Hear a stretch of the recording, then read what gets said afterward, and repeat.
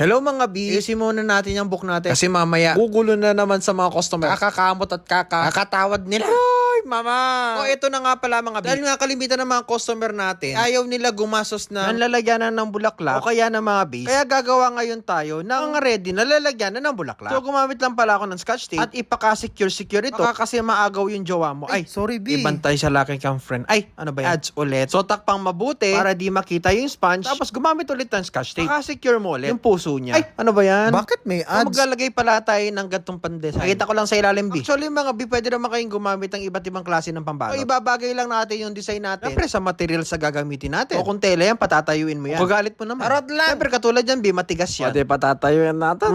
May na-miss siya. Ay na po. O, di ba yung mga pinagtabasan? Likutin lang natin yung mindset natin. Ay, ganyan-ganyan mo lang. Pag bumagay, liyan mo na ng goma. Tipleran mo na sa taas. O, para kapit na kapit, di ba? O, i-check mo kung lolo ko, baka may ibang kachat. Sorry ulit. At ang dami